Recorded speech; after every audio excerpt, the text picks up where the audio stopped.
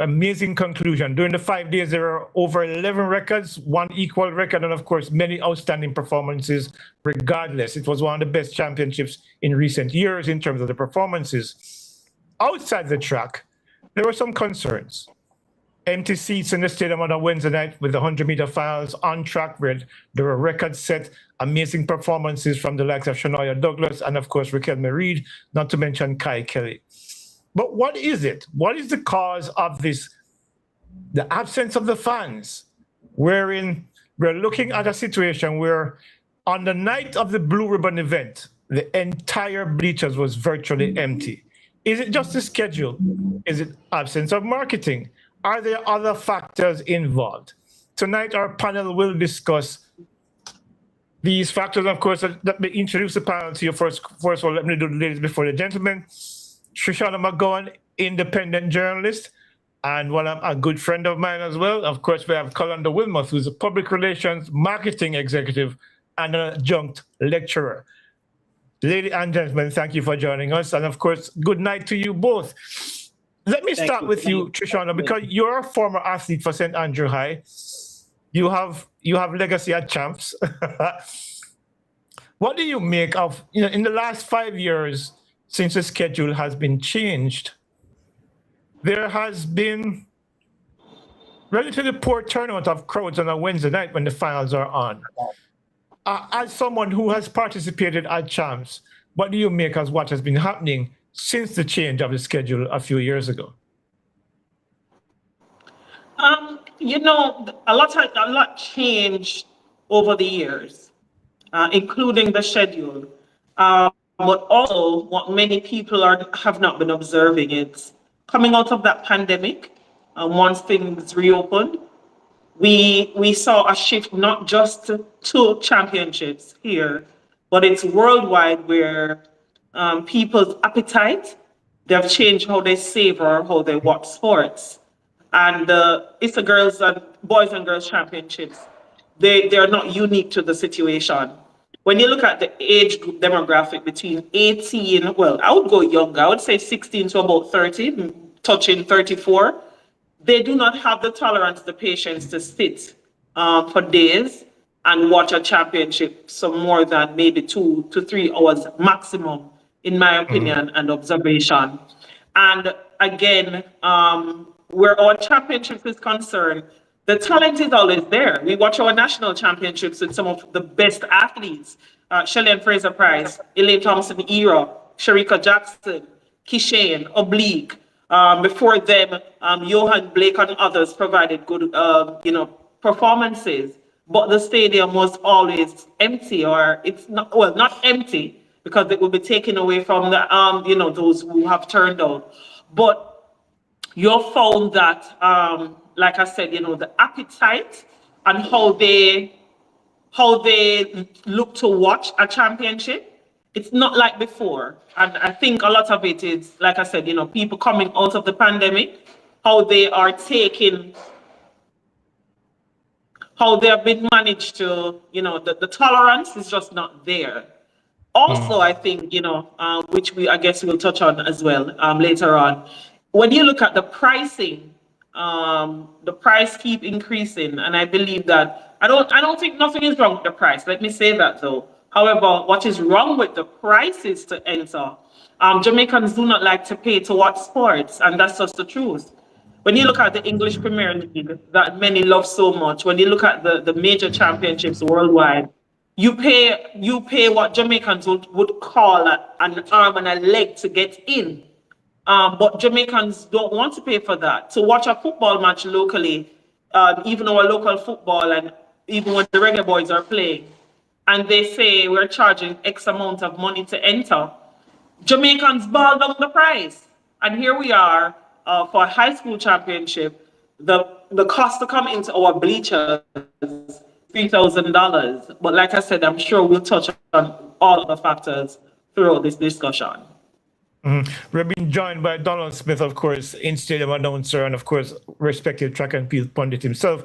Donald, thanks for joining us. Kalando, your thoughts on the initial conversation in what we talked about This is the initial topic. I'm stuttering here. I don't know why.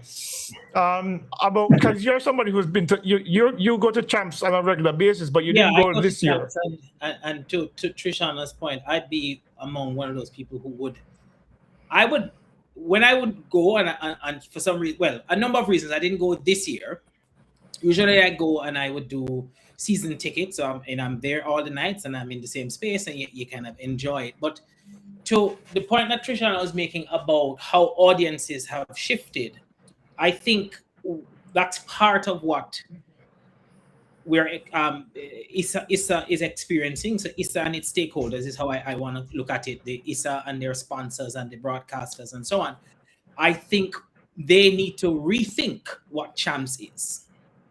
And if they think about champs in a different way, they might behave differently toward what champs toward champs. So Trishana made the point about what people want now. One of the things that I don't think they know they notice, Leighton and panelists, is that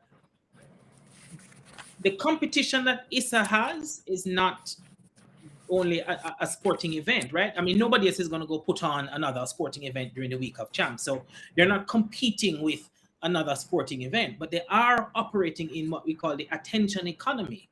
And they are competing with everything else that is calling people's attention, right? Or demanding people's time and attention. And so if you're not giving people something else to come to the stadium for other than just the fact of there will be students competing over the 5 days, then you may not be motivating people sufficiently to come out and experience champs live. And I think the missing link is, which I don't know if we'll get a deeper conversation, so let me just say it very quickly, is understanding that champs is a product. Champs is not just the facts of 5 days of competition, high school students are running and people are cheering for their high school. It is a product, and if it is a product, then you have to understand how to market your product. You have to understand how your product develops, and you have to understand your audience and how to connect with the audience that's consuming the product. And you have to understand the economy of where your product is operating. So if you think about champs, and champs is beyond a high school competition, though we always talk about, the perception of it. And I mean, if you go to even the World Athletics website, you see they talk about the fact that it is the biggest one of its kind in the world, right? So when we say there's a legitimate independent third-party credibility, gives us that stamp. So we can say that. But that's one part of what the product is, right? And so the facts of what champs is, 5 days of competition among high schools, is different from the reason champs exists and the reason people go in the stadium. And so if you're thinking about marketing and you say champs is my product, you have to look at all the elements of your product. You have to consider whether your product is properly packaged, properly priced, really accessible. And you have to think about how is my audience changing, because every product that remains and survives goes through development, and you have to know when the things have shifted, and you shift along with it if you want to keep your audience. And I think the thinking about what champs is perhaps one of the things that ISA needs to catch up on. And I think you may end up seeing different results. I mean, I know Trishana, and she seems to be having some challenges with the technology staying up.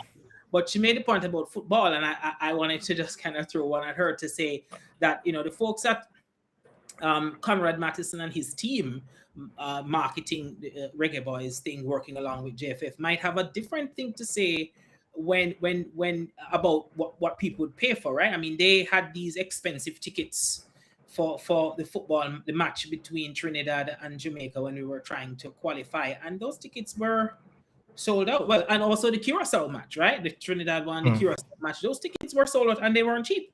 I mean, some of those tickets were $25,000. And Reggae Boys, as far as sports fans and so on go, are not, well, sporting competitions.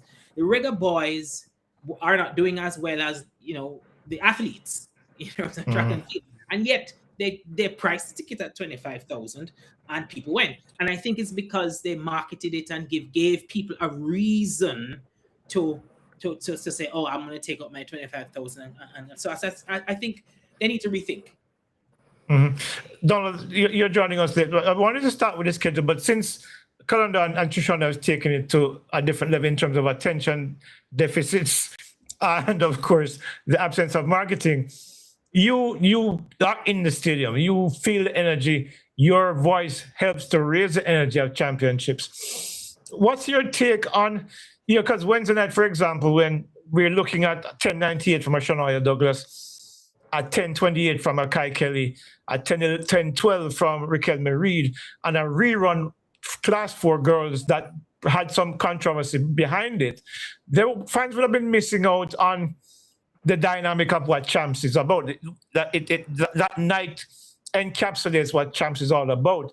As somebody who speaks to the audience within the stadium, what are you taking away from what you're seeing now in terms of the audience participation and the absence thereof of a large part of the audience? Because I say this because I remember at the launch of Champs, Keith Wellington had urged fans to come out and saying that they wanted to fill the stadium at the grandstand with 21,000 seats, 10,000 paid tickets, the rest would be free, and that the money would be going towards those schools impacted by Hurricane Millicent in Western Jamaica. Nobody heeded the call, none at all. So to talk to me, what's your take? You just heard Kalando speak eloquently on the issues. What's your take? So good evening again, everyone. Good evening to the viewers and listeners across the world.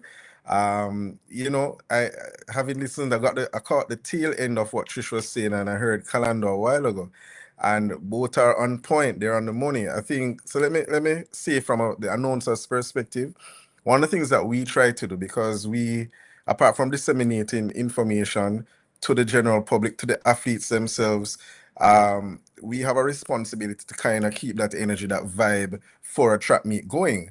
And I must say that this year is probably the biggest challenge. That was one of the biggest challenges that we had. I'll give you a good example. Whenever, for example, Jamaica College, who went on to win the championships, would have, won a race or were doing something big in the field, and you try to get them involved, it was like pulling teeth to get them to kind of make some noise. And the thing is that our box wasn't we actually had our windows open, so it's not like it was closed and that sound was softened. It was open, so we could hear everything from the outside. And I guess that may be the type of fans that they might have, because on the other hand, KC was loud. But then when you take a glance around the stadium and jump back to Wednesday night, that's the thing. But when you go back to Wednesday night and you take a look around the stadium, it was very empty. I did not see the grandstand until I got home, because when the hundreds were going on, we're just focused on, ensuring that we're doing what we need to do. So when I got home, I saw an image of them panning of the TV panning in the grandstand, and it was, in my mind, at a lot of spaces. So the question therefore becomes, what is causing this? Why is it that persons are not coming out? Some person says a schedule, and there's some truth to that, because I got a phone call on Wednesday morning from someone saying, Donald, are the hundreds tonight for true? So the fact that somebody is still asking that question in 2026 suggests that more needs to be done. Yeah, more needs to be done for people to understand that the schedule has in fact changed, and has been changed for some time now. So clearly there's some gaps there. Now, the other path is that, and I think both Kalando and Trish would have alluded to this point, there is some amount, my term, champs apathy. Yes, maybe sport apathy, but there's a champs apathy. Many persons, the interest is changing, right? So how do you hold the interest of a 12 to 16-year-old person these days? It's very difficult. We live in the TikTok era. So, and teachers complain about it. You're in the lecture room or you're teaching, and the attention span of the kids is so short that reaching them using the traditional means is very difficult. So similarly, when you expand that now to a sporting perspective, how do you keep somebody interested and want to come out to an event when really and truly the interest is waning? And that's, I think, is where you know, ISA would need to focus, because I always say this: the powers that be that organize champs, they tend to look at these things from a traditionalistic perspective, where things that were the case in 2010 or 2005 are still being employed in 2026. Yes, it might still capture a particular demographic, but a large part of your population is going to be left out, because what is appealing to somebody who was at high school in the early 90s, late 90s, 80s, early 2000s might not appeal to somebody in school post-COVID. So how do they then make champs the event? Think about when Vibes Cartel had his big event when he came out of prison. Persons wanted to go. Think about Buju Banton as well when he returned. They created an event. People wanted to go. Another thing that I don't know if we'll get to it later, but let me drop it in like Kalando did earlier. There's a quote unquote unofficial champs party, right, up to the line. And most of the young persons I would have interacted with over the week of championships, the only thing they talk about is that they want to see Alkaline perform. So how can the organizers of champs then say, here what? There's a potential market there where we can get the champs crowd to get back to those glory days where the Saturday, the Friday, and probably even the Wednesday has a lot of people in the stands. But you don't need to pivot. You don't need to look at what is out there, what people want, and maybe work with the promoters of some of these events to say, here, if you work with us or partner with us, if you sell a student a ticket for, say, $1,000, then to get into the bleachers on Saturday, you pay $500 or something. You have to think outside of the box to get people who are really not interested in championships interested. And I think the truth of the matter is just that the powers that be, they still believe that champs is what it was yesteryear. It is not. I know people who are turned off by just going on the ticketing site. You know, they see the cost of the ticket, or they see that certain seats are taken, and they just say, well, might as well just watch it on TV. So there are a number of elements that are leading into what we are seeing being on display over the 5 days of championships where crowd is concerned. There's something that all three of you touched on, and I want to focus on that for a little bit. The evolution of tastes, the options that are now available compared to what happens inside the stadium. One of the things that I've noticed, and it's not just for champs, it's all the track meets this year. When you go track, whether it's Gibson, whether it's champs, whether it's whichever games, it's the same aging faces in the same seats every year. Yeah. So are we looking at a shrinking audience for champs, a shrinking audience for track and field in general? Because, look, I can literally walk into the stadium and tell you who is sitting where at every meet. But you don't see new faces. Give a specific example. I was at Character Trials, and there was a lady there cheering for her son. Don't know who her son was. But I was sitting next to Carol Beckford, and Carol asked her if she was leaving. And she said that she's not a fan, but she's a supporter, and she's here to support her son. Is that what we're facing now, where we're looking at a declining audience for the sport, arguably the most successful sport in Jamaica's history?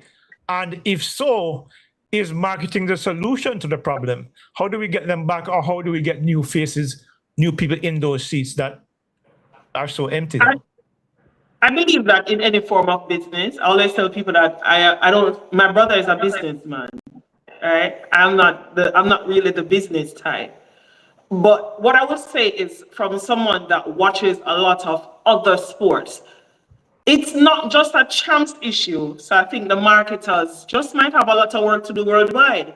If you look at the NBA in recent time and what they had to do, for example, with the All-Star weekend, they had to make some amount of changes, and I think it was the most watched NBA All-Star in recent years, because people had the same complaint that it's being played out, and you still had fans of that NBA All-Star this year that was saying, it still didn't grab them.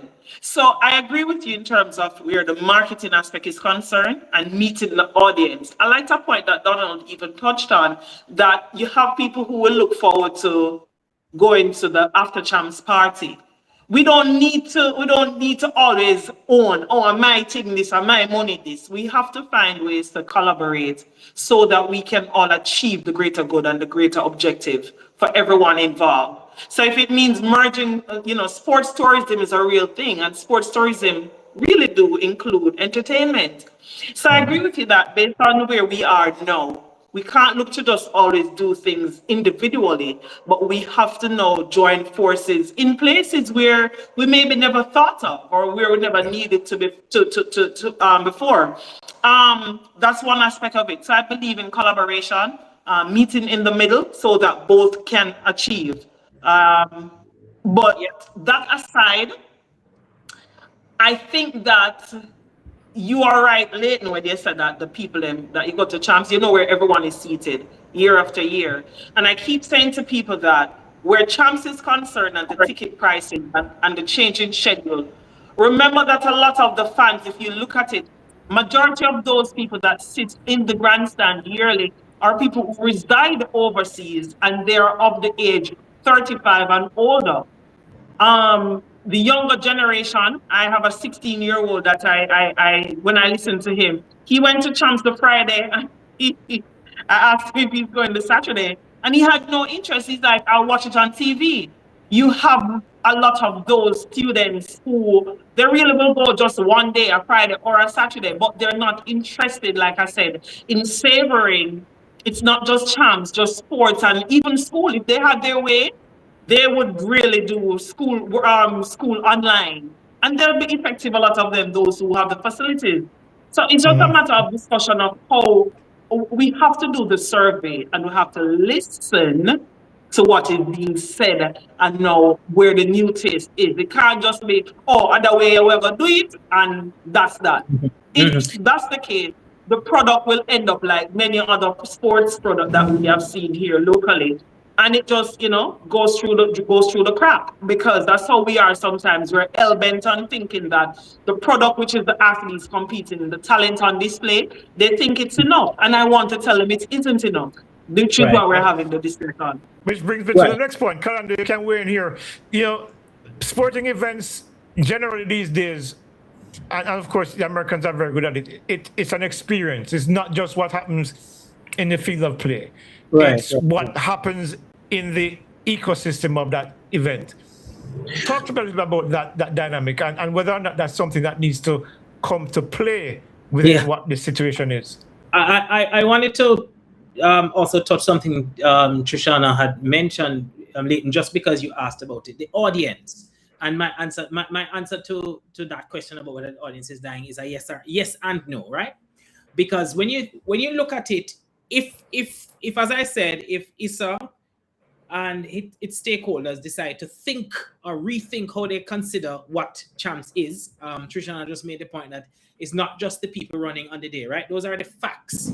You have to focus on why driving the meeting. But marketing analytics wise, champs audience is very segmented. Yes, you have the students who you're trying to get, and you have to treat them differently. You have the people who are always buying their tickets.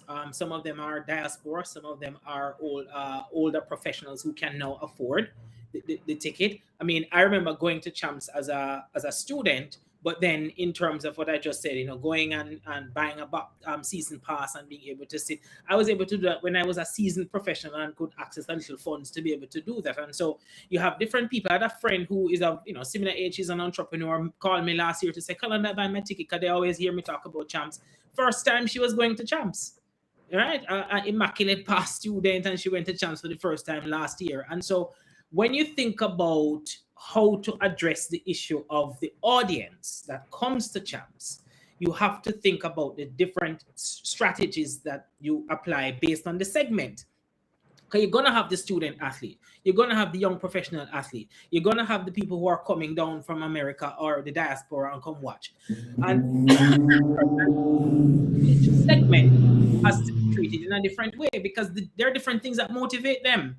And so if you want to be able to attract this diverse audience of Jamaicans and foreigners who love champs, it's not a one size fits all, and it's not enough to just say, oh, 1 week before champs they launch and you say, please come out because we're going to support some schools. Because I can tell you, I never saw that press conference, right? And as a person who watched champs, I didn't see that press conference. I usually don't see the press conference when champs is launched. If you miss the news, you miss it, right?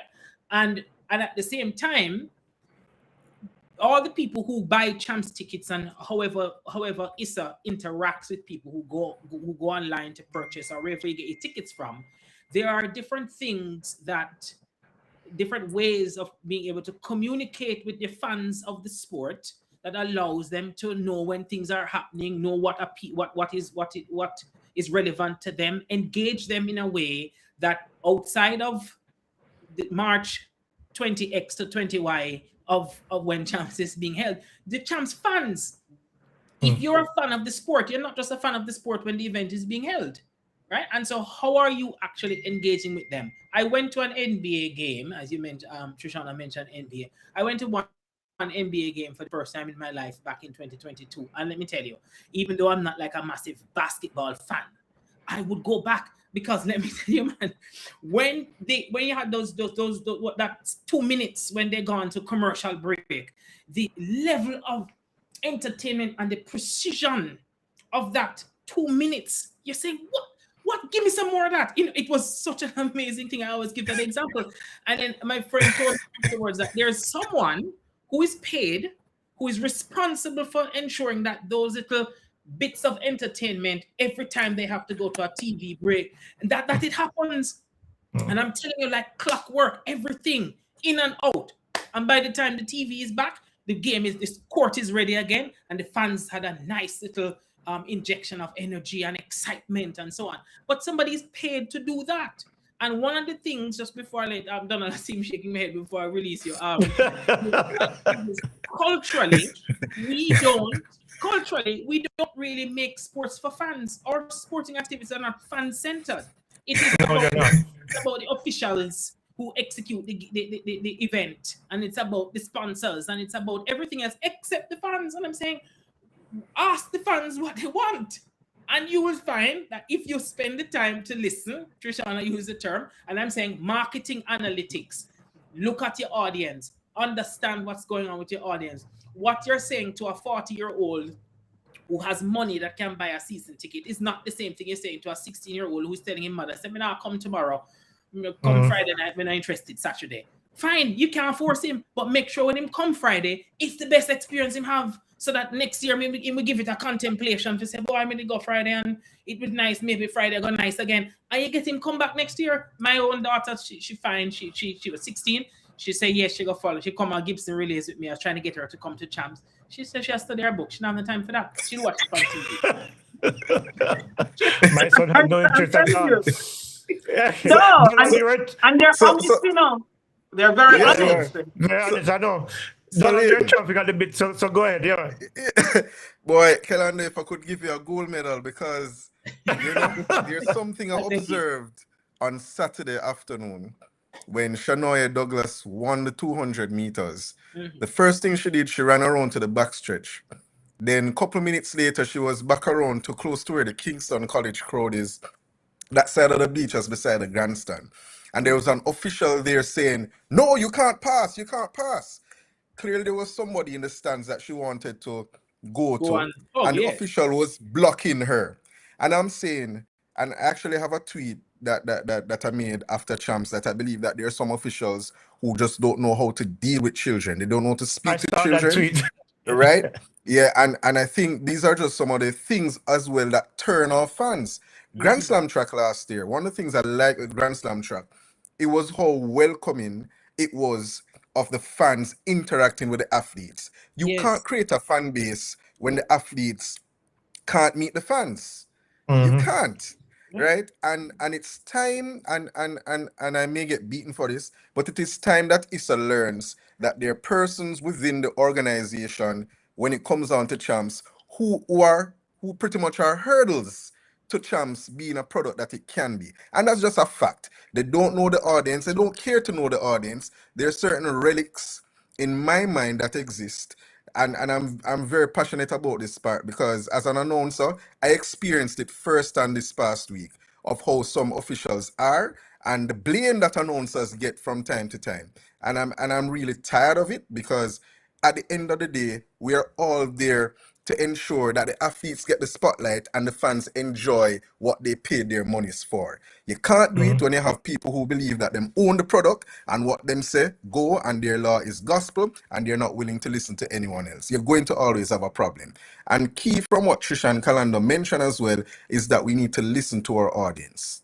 Home, I Yeah, can probably ask if has ISA done a survey? Have they gone out to the schools and say, hey, have you ever been to Champs? What would get you to come to Champs? Those simple stuff. Calendar touched on another part. Why wait until the month of March or or a short while before March you start seeing things for Champs? What about the off season? What do you do then to make Champs an event? And Yeah. that is what it Mhm. will come down to. But as I say, I'm very passionate about some of these things, so I No, leave it man, at that for now. which is the reason why I wanted you on. Which is Let why me just you're say this. here. Yeah, Yeah. this is what, let me just mention this as an aside. Yannick Levy, I don't remember her last name because she's married now. She had a Oh, post when come I on. put this up on thing. No, I'm serious. I know her husband, but I don't know his last name. Odd. He says it's odd, she says, because I tried buying tickets when they were first made public and there were none available for the purchase for Grandstand. I had to start the website until I was able to purchase for me and my family. Then after that, I heard that the Grandstand was sold out on Saturday, which was confirmed by some friends of mine trying to buy tickets. So I was shocked when I realized that what's this? That this transversal was scanty, she says. So that means people are buying tickets but probably not showing up. So that kind There's of is also perplexing.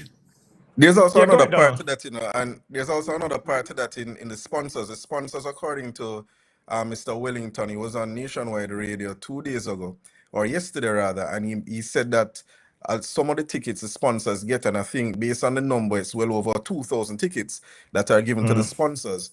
So the question is, are the sponsors giving the tickets to people who are not showing up at all, or are these tickets going to anybody at all? So that's And I also can a part of it. jump in there when you touch Mm-hmm. on that regarding that, because Leighton and I have known each other since when I worked with a sports apparel company that they were a sponsor for Champs. And when a lot of times the president is correct. When you do give these tickets out to people who will ask or those who help you in the process of your business, they don't be going. One, when they do give the tickets out, sometimes or give someone the ticket, it's too late, and you find those persons maybe something came up because they got the ticket last minute, and then they're trying to pass off the ticket, and it's just a whole circus. You have even sponsors. I know that a lot of times those who receive the ticket.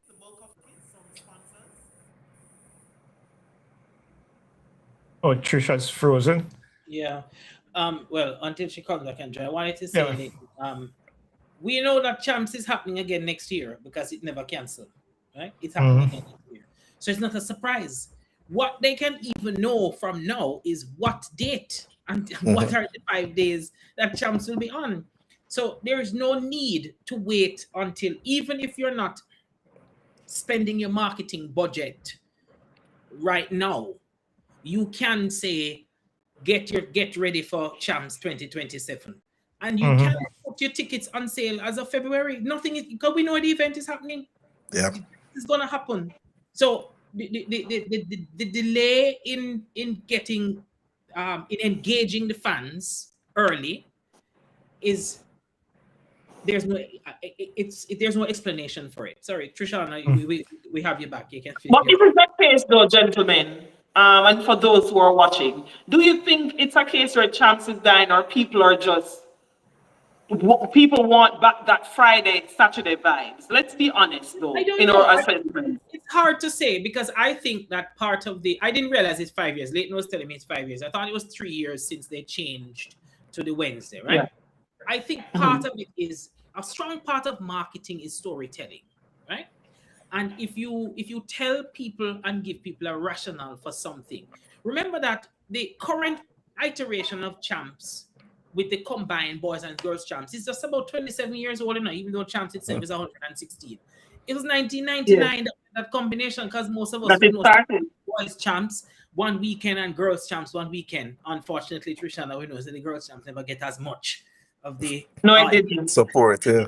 as the Yeah. much. So They, I'm one of them happy for the merge. right, exactly. So champs itself is an ever evolving product.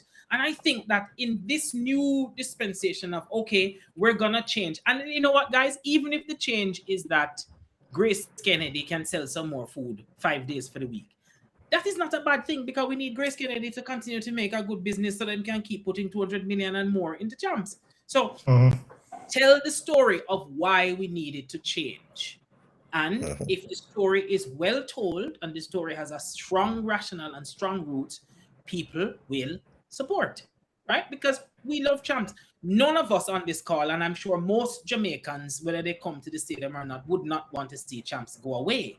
If you make the case and you market it, I know the folks who did again, Conrad and his team, and they were trying to do the whole rivalry 100-meter final and so on. But the ad is one thing, and it signifies that, okay, something special is happening. But if I don't know who those two people are, I don't know who Shania Douglas's rival is, so I can get into the story, then it doesn't land as well. But if I know the story and I say, yes, man, remind me that I need to be there to see the final situation of these two. There's something that used to happen with champs, which was organic. A friend of mine and I were talking about the rivalry between Calabar and KC for that decade that Calabar would win. That was an organic situation that Issa didn't pay for, but that helped to market the event. Because those who were supporting Calabar, even though you never got Calabar, because I went to Excelsior, but I would support Calabar, right?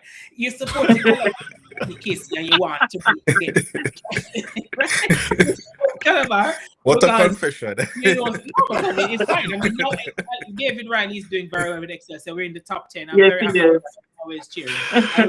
We're going to keep climbing, right? So, but I'm saying we used to get into the rivalry. You never really paid attention to whatever marketing Issa was doing. You know that you want to see, and you know the guys at the different meets and so on. So you're tracking it. And when you come to the stadium, you were so that rivalry was fueling its own organic marketing that drove people to the stadium. Yeah. And it's not something that Issa was doing anything about. They never tried to train it in a particular direction. They never highlighted it. They didn't do anything. And now Calabar's program is not like it used to be, and so they're not that rivalry is not happening. Which, if I could interrupt you for 1 second, because I wanted to feedback on you guys. In the past few years, Calabar has not been the force that it used to be. The rivalry between KC and Calabar it's legendary. Yes. It is what used to drive a lot of energy around champs. Correct. Could it be also that a factor that has impacted champs and the attendance of champs is the fact that Calabar has not been the force it has been, especially in the last 4 years where Casey was dominating? Could that have been a factor? Could that be a factor as well, you think? I think it is. I think it is. And I'm gonna tell you why. I don't. If someone should say, "Oh, Trishana have a preferred top three," or one of the top three is no. I support Wilmouth, where my brother attended, at St. George's College. So I say this from a place of nothing but love and admiration for the product and for the work the coaches have done over the years. But when you look at Jamaica College in football, Manning Cup, they've been winning, and even when they're top of their game, I think the last time you had a lot of Jamaica College fans turned out for a football match was that Champions Cup with them George's. at Savannah against St. George's College. Yeah. Jamaica College, you know the fans of the football that's going to turn out, similar to what you said, Levy, about those regular faces that we see in the grandstand at the championships. So I think I agree with you regarding, the energy and the vibes that come from the Calabar Kingston College rivalry. But again, you'll find people that say, track and field is dying. So it's a combination of things that we have to do the survey and have the discussion. And importantly, listen. Because again, KC, I think, came in as the bridesmaid. And I think because of that, we also didn't see a lot of their fans turning out as well throughout. They were there. They were, of course, that's what they do. That's their bravado. But how we are used to them, it was a decline. And I think because since Wednesday, and coming into the championship, they were on the back foot. And by Friday, we already saw what was happening. They ended, I think, Friday night down by 67 points. Donald, you were the commentator.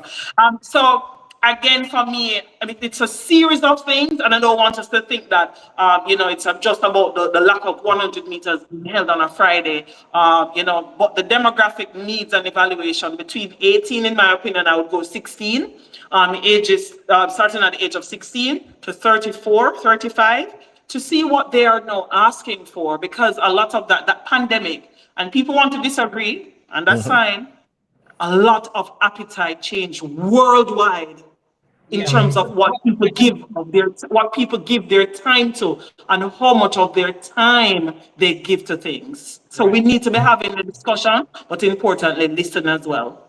Well, I'd like to say very quickly. So you have the 18 to 34, Tristan, but there are, I think, the champs audience is a lot of different segments, and we need to figure out how to make the segments work. The rivalry, Leighton and folks, is one element that we should try and, as I said, train it so that it works for the part of the vibe and energy that will pull people in. It has a lot of value, but it's not one thing. It's a number of factors that need to be synchronized and flow well together to make the whole experience something fulsome for all the audiences.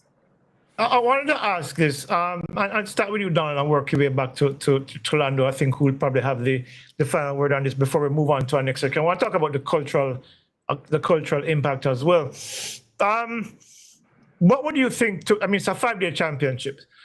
What do you think are the possible solutions to make champs the experience that would make people want to come back to the stadium, fill the seats, feel the energy? Like I experienced, I tell people all the time, 1979 champs was probably the best champs for me in my living memory, because that year was wild. I mean, one of my characteristics is that whenever something touches me in the soul, the tears come. And I remember 79 sitting in the stands as a student of the Carteret College, not participating, and listening to Casey cheer for Booga, listening to Casey cheer for Zelle Mars over the high jump bar, and Rockingham Small, and the rivalries between Burt Cameron and Stapleton literally had tears running down my eyes because of that's how important it was for me. I don't feel that energy anymore. So clearly something needs to be adjusted, something needs to flip the switch on that dynamic. So all I wanted to ask you guys is, how do you then make champs into an experience beyond what it has been for over 100 years? That's a very, very good question. I'll tell you this. It's all about getting the fans to understand, and I think Kalando mentioned this, understanding the stories going into champs.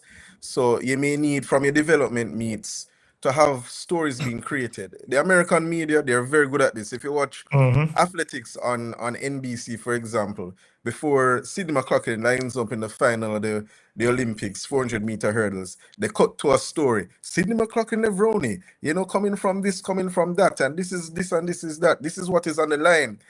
So it creates that story. But some of that is, you get pieces of it leading into the championships, then you get a big poster, so to speak, when the event comes up. So how do we get fans to believe or feel that they will be a part of the product and not just on the outside looking at the product? So I think more fan interaction is important. Athletes should be able to interact with the fans, create a fan zone, where athletes finish the 100-meter any event, they will walk through a particular area where fans can interact with them. Get them started early, sign autographs, take pictures, that sort of thing. But fans need to believe or feel like they can be involved in the product as opposed to just having a hands-on approach because of the protocols that exist for the product. Apart from getting them involved, you need to look at partnerships. You need to look at pivoting. How do we get the fan that doesn't like track and field but loves their school to want to come to champs? How do we get somebody who doesn't love their school, doesn't love champs to want to come to champs? So these are some of the things that they need to know, find ways, find a middle ground to get all these people there. And for you to do that, you have to create something for everyone. I mean, that's easier said than done. But if you Yeah. want to catch as many persons as possible to come to your event, something needs to be there to attract them to the event. So whether it is you bring in entertainment, whether it is that you mix different elements to make people want to come. I give you a good example. Uh, from Doha 2019 onwards, World Athletics, whenever they have most of their major events, they have tried to infuse technology by having light shows for certain races. Things like that can get people out, Say, listen, you'll have a big light show before the 100 meters. I think Corporate Champs tried it this year and it Yeah. was a success. So something like that, you can to get the fans wanting to say, oh, I want to see how this is going to look, and not necessarily want to stay home and see it on TV. You want to see it live.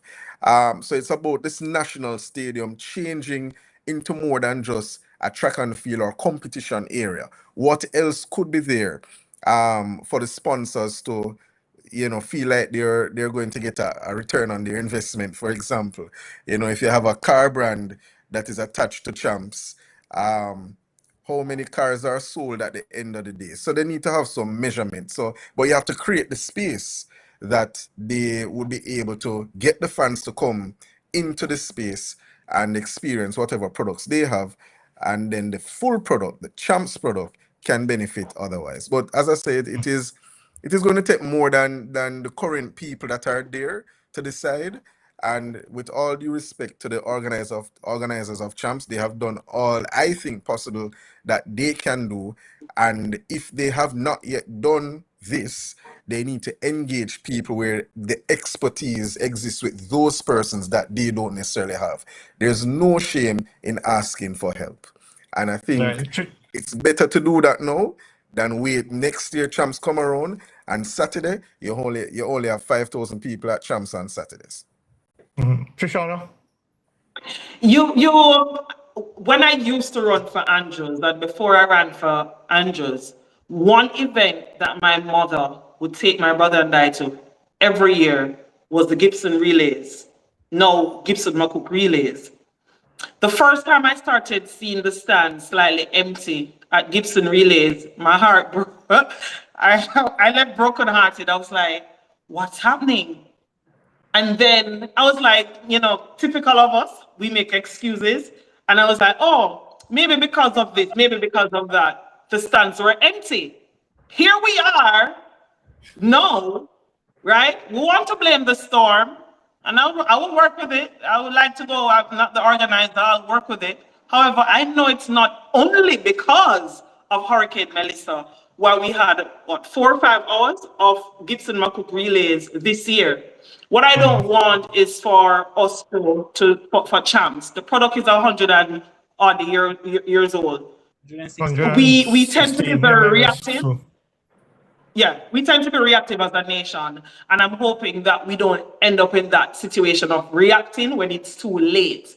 We're having the discussion because we all love the product. We believe that there can be more done for the product. It's an aging product, right? And clearly the talent is not enough to reel people in. Jamaicans know we're not short of talent, They know who they're looking out for at the championships. Because one thing about our people, they're very educated regarding track and field. What them don't know, they will ask somebody and they can be told. So getting results, for me, we need to understand that sports is more than just results. It's way more than that.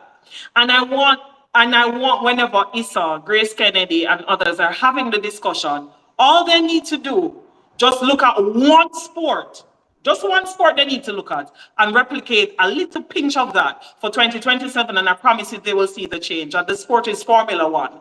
They don't need to look at NFL. They don't need to look at the World Cup. They don't need to look far. Go to Formula One. Just take a little bit of what they have done, because it takes cash to care. If they want to follow all of it, that's fine as well.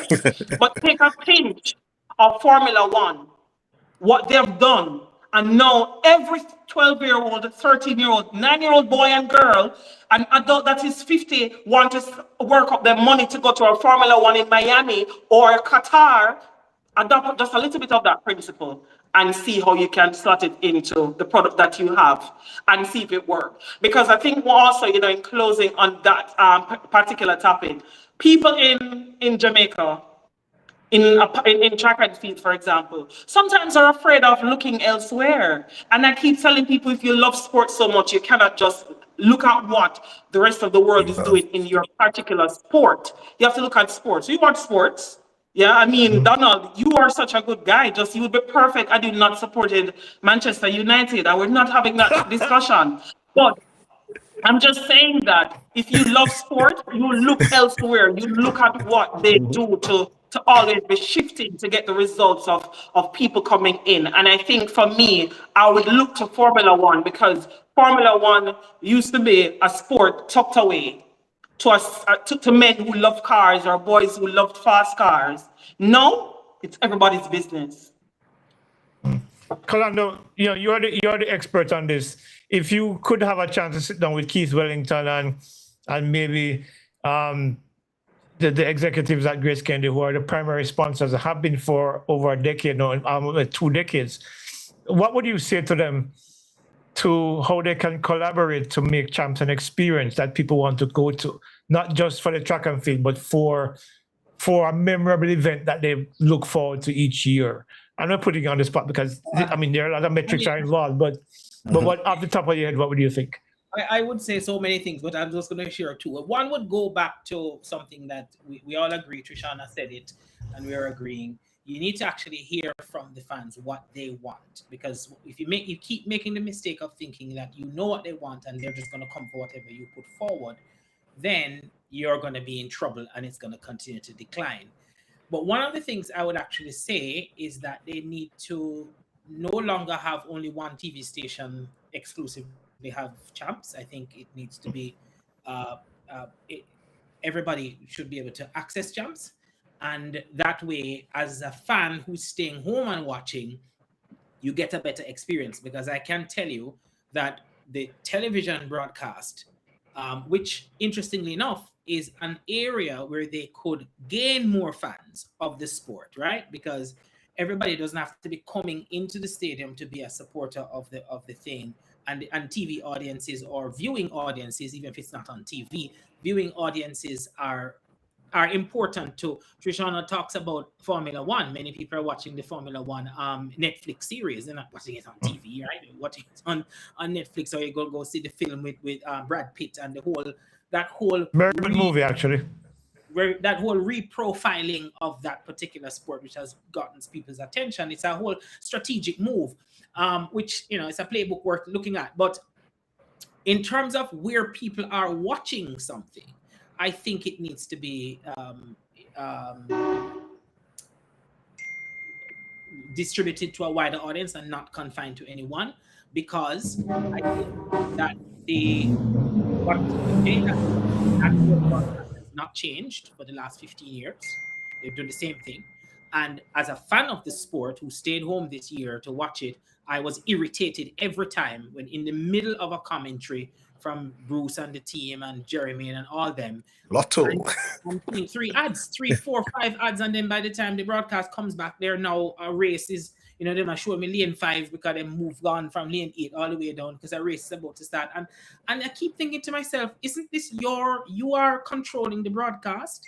Why can't you have a better conversation with Master Control to say, okay, we're going to take a break now, so that the fan can continue to experience the full to get and immerse in the full experience of the game, which is the race and the preview and the replay and the commentary and everything and the commentary before the race and so on. So I think what I would say to them after we listen to the fans and we do an analysis of what the fans have said they would like, and you figure out if you can actually do that, you have to think about the future of the sport. And I think the future of the sport has got to be beyond just Jamaica.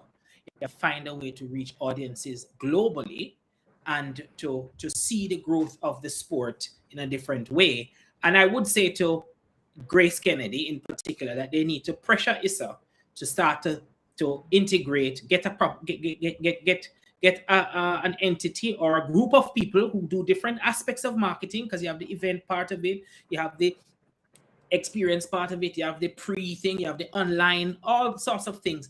They should insist that a component of the agreement requires them to have a full marketing program that perhaps is a year-long marketing effort, so that you bring people along with a journey and then they all come, and the champs staging is like that climax of a full journey. Sounds good to me. Let's move on a little bit, because I want to talk about a few other issues, not as important as ones that we just discussed a while ago, because I think we probably got a little bit deep into some of those issues that are impacting champs. But I want to, something that was mentioned to me, because as a country boy, I wasn't quite aware of it. I mean, I went to Carteret, I went to Knox. I tell people I was on that team at Knox. I finished in the top 10 back in 1981 before Kingston College and Calabar had that huge fight at the National Stadium. I think all the except for Kalando probably would remember that when Calabar and KC broke into a big war on the back, started on the backstretch in the 4x4, when I think Calabar had to win the race to win champs. And then the Calabar, I won't call names, I know the names, but I'm not calling them, I don't want to embarrass anybody. I think the Calabar athlete got tripped up by the KC athlete and then jumped into his back, and then a big fight broke out, and the police made it worse by releasing the dogs out into the stadium itself. Wow. And it went absolutely crazy. KC and Seabar were suspended from champs that year and moved us, I think Knox moved from 9th to 7th, which was pretty cool because I was on that team. But the thing about it is that, to go back to the original point, there's a point when I'm told, like for example, the JC boys would walk down and collect girls from different girls' schools and they all march to the stadium. And of course, so you'd have that participation from before they got into the stadium. I don't know if that happens anymore, but is that signifying of a significant cultural shift as it relates to how we perceive champs each year, how we engage with champs each year, how we engage with each other at schools each year, which has some impact on what we see at champs in the final run? I think it still happens. Mm-hmm. I think it still happens. Fridays, for example, KC will march with Alpha, and I think St. Hugh's. Then Excelsior will have their team, their crew coming in. Wilmouth boys and girls will march. Jamaica College, I'm not sure who they march with these days, nor do I know Calabar, but they do normally link up in Halfway Tree, that Halfway Tree area. That's the Calabar coming into the stadium, and then Jamaica College, I guess, from Old Hope Road down towards Mountain View Avenue. But it still happens. The extent of it, I'm not sure in terms of participation, because then the question of affordability comes in. Is it that persons, when they get to the stadium, they're like, okay, I have done the march, now let me go home because I can't afford to go in the stadium. So maybe those are some of the questions, or some persons just don't go on the march any at all because they know they can't afford to go in the stadium. So maybe those that's the impact of costing per se on those marches. But I'm not sure from a JC or Calabar perspective who they are marching with these days.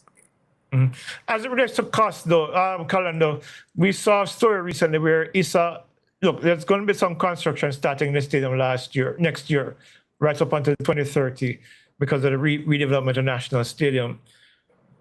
We saw a story that suggests that there might be tiered costs for specific seats at the stadium. Is that potentially a deterrent in an era when a deterrent is not necessarily needed? It's hard to say because I'm not even sure what the prices are going to be. But like I gave the example earlier with football, they had some, they introduced some tiers, and people bought the tickets. I mean, they're thinking about certain seats costing X amount. I mean, that in and of itself is not a new thing. And right now, if you buy season tickets for grandstand, it's a separate cost than if you buy season tickets for finish line at the grandstand. So tiered tickets is a normal part of champs right now. I am hoping that if they do that, it's coming from a place of some good analysis that allows them to actually implement something that would yield the results that they're looking for, because you can do it and create the kind of incentives for people to say, okay, sure, this is worth my money, and I'll spend it. So without all the facts of what the prices are going to be and what's informing this decision, I think there are ways that it can be done and it won't be a deterrent. Okay, so we started this conversation talking about the schedule. We never really got into it. DMajor was supposed to be joining us because he had some very interesting points of view of whether or not the schedule is actually impacting on some of the disinterest that we've seen for champs, especially with the Wednesday night 400-meter finals. Donald, you are more attuned to it than probably I am and most people. There is the argument, of course, that the schedule actually helps the athletes in terms of lengthening the time between events, less mitigating injuries and all the different challenges that come with. Because I remember seeing a tweet from somebody earlier on in the champs, like maybe Wednesday, Thursday, where he said that his sister ran multiple events on one particular day, and when the day was over, her feet were swollen. All of the different physical challenges that come with multiple performances on a given day. Do you think the schedule change has anything to do with, or has anything significant to do with what we're seeing now? Notwithstanding all the issues that we discussed prior, but do you think that has played some role in it? I think so. It can't be ignored. I think the traditionalists and even those persons who are not necessarily traditionalists in terms of watching champs, coming to champs, the schedule has impacted persons because, as I said at the start when I came on, persons are still wondering if the 100 meters finals is on Friday night. 5 years off from the change in the schedule, persons are still asking. That suggests that, and the persons asking these questions are not those who are going to come every 5 days. These are the people who on a Friday night, they want to just leave work, probably come to the stadium, watch some big races, go home, talk about it Monday morning. You probably won't see them Saturday, but Friday for them was a day that they look forward to. And most corporate companies on the Friday, Champs Friday, they allow their employees to wear the jerseys of their school. So that also influences them potentially wanting to come to the stadium. So the schedule change, in my mind, has impacted persons coming out on the Wednesday.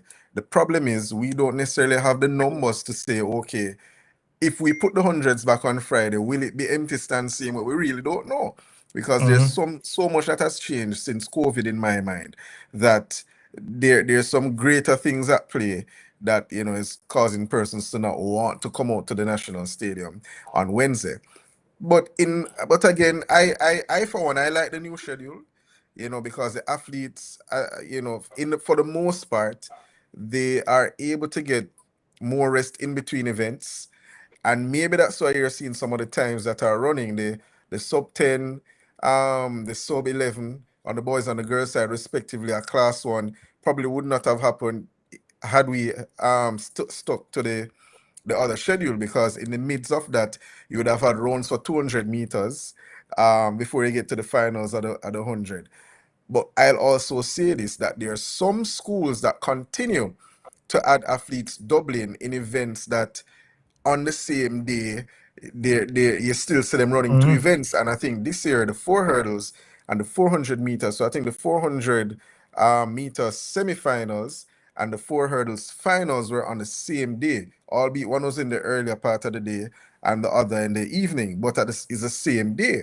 So there are some instances where the coaches themselves, add to this thing of athletes not being able to rest. But from a schedule perspective, it is set up in a way now where coaches are able to determine that, okay, if I enter my athlete in the 1-2 or the 2-4 or the 8-15 or the 3,000/2,000 steeplechase, etc., there is sufficient rest in between the races. And one of the good things with this year at Champs, it never happened for the 5,000 meters. But for the 2,000-meter steeplechase, normally on the first day, you will have heats of the 2,000-meter steeplechase. This year, what they have done is that they said, listen, 16 people go into the final, so the top 16 for the season automatically go to the final.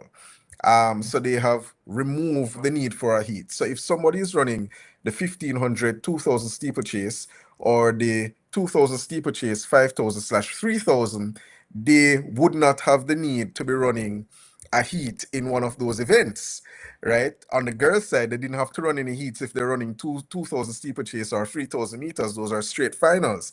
On the boys' side, because of the number of entries, the 5,000 had a prelim component, and even that you didn't advance by time. You advance by based on where you finish, top 6 per section. Or heat, yeah. So coaches, it comes down to now who need to then put their athletes in a position where they can, run to the best of their ability, getting enough rest. Will that impact whether people come to the stadium? We are seeing it. And I don't think we can get away from that. And it goes back to the previous question. In my mind, I don't think the schedule needs to go back to 100 meters on a Friday. The powers that be, need to find a way to make Wednesday D-Day. I saw them trying to do it this year. Some of those posters are still up and around Kingston, where it's a day 2, 100 meters. You see 2 persons there, and that's the other thing. I don't know if there's a image rights issue in Jamaica where high schoolers are concerned, but most of the athletes on those posters, if you don't know the athletes, you won't know those faces. You won't know them because they're not showing the big names in the 100 meters any at all. So there's that they have to consider.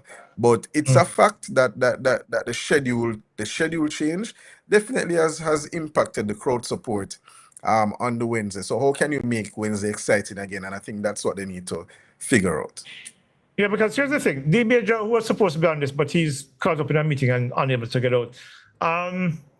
What he said to me, I found interesting. He said that Champs was built as a product on the premise of what happens on a Friday night. It was the key driving factor to why people turned out in large numbers to see the 100-meter finals, especially, and to see the athletes under the lights on a Friday night. And that's the product that has changed now. That means the fans are going to be leaving that event behind because it's no longer the product that they bought. When I say bought, I mean they engaged with at the beginning when they first started to attend Champs. Is that a real thing, Trishana, you think? That because the final shifted from a Friday to a Wednesday, that people are no longer interested because it's not on the day they want it to be? I think it is. I mean, remember the minute that schedule changed from having the 100 meters on a Friday night, remember the following, when people showed up to the stadium, for those who were not aware of the change, I remember it clearly, inside the grandstand, and when, those who were able to show up now on the Friday, the bulk of the crowd, and they looked at the schedule and they saw that, there is no 100 meters final, it was on Wednesday. It was a complete outrage. People left very disappointed and disgruntled. So for me, I believe the minute that happened, it really changed. And listen, we love the sport. We want to see the longevity of the athletes. I don't think this conversation is about Donald and I, yourself, being okay with the change in the schedule, because I'm really okay with it, because I know of the long-term benefits for the athletes. But I know from a marketer standpoint, I know from a fan standpoint, and a lover of sports, we can't lie. It's right in front of our faces. If we're to deny it and say, oh, the change and the dwindling down in the crowd, it's because people no longer love track and field is dying. It's been dying for quite some time, but people are still turning out on a Friday night, and that's just the truth. it got worse because people are now fully aware that champs is the 100 finals is now on a Wednesday night. Now, to put more into context, and I said it recently during the coverage for champs, with the schedule Leighton being the 100 meters on a Friday night. Remember at the start of our conversation, I said to you that majority of the people who turn out inside the grandstand to the championship every year, they're really overseas-based people. Yes, you do have locals inside the grandstand. I'm not disputing that. But if you're to check, majority are visiting fans. They buy their season tickets, so they're there for 9 o'clock. The first event on track, they're there. By the third event, by midday, those people turn up because they have season tickets. They'll buy family and friends locally their tickets as well to be a part of the whole vibe. Now, with people coming down, what I know, and again, I'm just speaking from what I know, people overseas, they do not have the luxury of having a lot of time off from work. So they would jump on a flight Thursday night or early Friday morning. So they're in Until the Jamaica weekend. on Friday afternoon or Friday afternoon, Friday morning, and they're in the stadium for Friday's 100 meters final and for Saturday's championship. Now, with the change in the schedule, they're not able to leave work to come and watch 100 finals and what? Go back? No, so that's not too much time off for a lot of them to take. So again, we can sit and have the discussion, but I always say if we face the reality head on, it allows us to tackle the situation as honest as possible. And the change in schedule is the reason why the crowd dwindled down. You had high schoolers who would come up with their school, pay that affordable price on a Friday, and they stayed until that 100 meters final was finished. We're not seeing that anymore. So again, I understand why they made a change in the schedule. I actually love it, but I also am not in denial about the implications it really, show has been for the championships overall. The change, Leighton, just very quickly, presents an opportunity, right? Because yes, the points that Donald and Trishan are making about people who knew that the 100 meter was on a Friday, and you kind of you design everything around that, whether that be a flight to come in or you leave work early or the students and. But if it changes, it's an opportunity to create something new. A company who would say, you encourage your staff to wear the uniform on a Friday. You could now say, well, this is Champs Week, so you can wear different parts of the uniform for the week. You could create something new. You could give new, and also it could be an opportunity for new fans to come into the sport who don't know that thing of Friday night and so on and so forth, and are fine with a Wednesday evening 100 meter finals, whatever. It's an opportunity because if there are people who like the change, and if we say that the change is to the benefit of the athletes and the coaches and so on, then that's a good thing, and it may not change back. So from the marketing side, you have to tell a strong story. Tell a story that gets people to now come out to support this new thing. And yes, your old people, change always come with resistance. Change always come with, why did you disrupt what I'm doing? Nothing was wrong with it. But Champs as a product, we all here know that Champs as a product, we've seen it evolve from boys and girls champs to one event. We've seen it evolve from the 2 days, 3 day, Thursday, Friday, Saturday, and now it's 5 days for the week. We've seen various now Champs is an event that is bringing $200 million in from a sponsor. The whole thing is evolving. And so the change presents an opportunity. And if you apply the right kind of analytics, study of audience, etc., and identify where is the opportunity for us to create something new then, and then go at it. Yeah, because look, one of the things that I heard this argument from some people that the Wednesday night is midweek and they have to go work the next day. Which here's the reason why I didn't buy that. I don't buy that argument. On March 15th last year, it was March 15th. It was my wife's birthday, but it was also a Thursday night. And one Lionel Messi came to Jamaica to play for Inter Miami at the National Stadium. And 5 minutes before the match was finishing to a full stadium, there were people climbing over the walls. So I don't think the midweek thing washes with me. No, but It's an event. It was an event. It was an Leave event, it. right? It was I an was event. working. I was You are working. sufficiently And motivated. You go do the thing. If you're motivated, right? If you put the right motivation in, people will behave Yeah. the way you want them There you to. go. so, There you so go. Nathan, we love football, right? If Liverpool is coming, you know how it was, just for me to even hop on, I'm exhausted. If Liverpool coming to Jamaica, and if I Yoli birthday, and we're both exhausted, we're not showing up to the stadium. No, He definitely. would come. He would Probably when is. name slot. That I him hope you only Oh, you so need now- to hear something So with the current coach, if I forget to them first, but but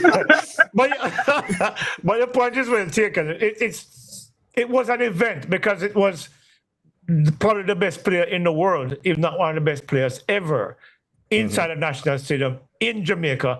I remember back in 1970s, when Pele came to Jamaica. I mean, I remember the newspapers and the radio everywhere you were. Because there was no social media those days, there was barely any TV, but there was radio and there was the Daily News and there was the Gleaner and the Star, and everywhere you saw Pele was coming to Jamaica. Similarly, when Michael Jackson came to Jamaica, and he went to Kingston College and played a basketball game. I was going to, I think I was at the Carteret at the time, or just leaving prep school, and it was in every paper. Michael Jackson and the Jackson 5 are in Jamaica. So that in itself was an event. So, and it goes back to the initial point about making champs now an experience, an event that is beyond, that takes place not just on the track, but certainly beyond the track, and engages a wider audience, wins new audiences, and engages new platforms from across the globe. And so that's the challenge I think that now ISA faces in terms of getting those butts back into those seats at Champs 2027 and 2027 and going forward. We're basically out of time, guys, but I want to hear your final thoughts on solutions overall on what can be. We just come off some of those in terms of the marketing, but is there anything else that you think can be done to get the people back into the seats and make Champs the experience that it needs to be for the future? Let's start with you, Kalando, because you are the brain box on this one. Oh, I was hoping I would have ended from Trishan and Donald before, but I think we've hit some points. I mean, the good thing about it's a really good product. It's a really good product that if it gets the right kind of stewardship, and not only will fans return, I think they will get new fans, and it's okay to have new fans of the sport. In fact, you do need new fans of the sport if the sport is going to continue. And none of us, I don't know any person in Jamaica who would like to see Champs go away. We'd all love to see it grow. We'd all love to just to see everything about it improve. And I think that the number one thing I believe the ISA and its stakeholders need to do is to change the way they think about what Champs is. And if you shift that, if you decide that you're going to use a marketing approach and you're going to use the science of marketing and apply that to building this brand and marketing the brand and making it something that people care about, I say you go back to the why. Why are we doing this event and why are people coming out? And then just give them more of that reason. I think all the ingredients are there. And if they take heed, and do what we always do as Jamaicans, you can always say you turn your hand, make fashion, or we can make something out of nothing. But this is not a nothing. It is an incredible product already. It just needs now the application of the science and the right kind of thinking to make it as fantastic as it is. And hopefully we get to a place where the stadium is full of not just Jamaicans, but the globe. People, the Kingston is full and we need everybody Airbnb lock up and we have to build new hotel for people coming in for Champs because we properly market it to the world. Absolutely. Donald, the stadium is going to be redeveloped from 2027 until 2030, where the entire, 90% of the stadium will be covered. It will be a first-class, first-world facility.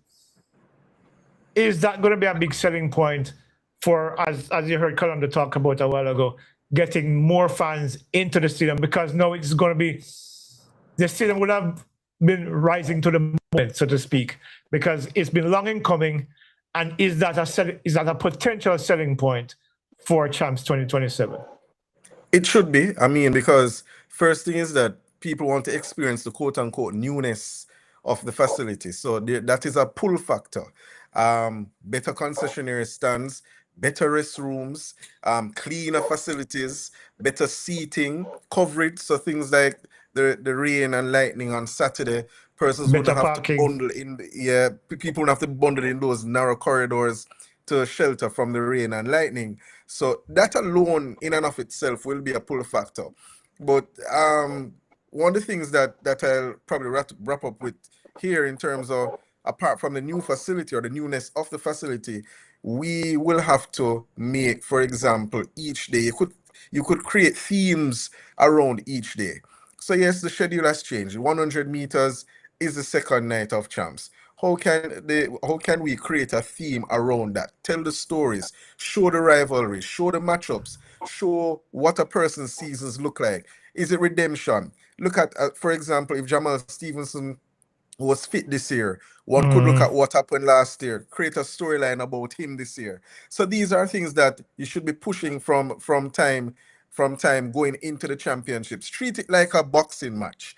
People want to see rivalries. People want to see head-to-head matchup, that sort of a thing. Because if you look at the sports that are really big in this world, it's always pitting people against each other. It doesn't matter That's whether what it is a sports are team about. sport.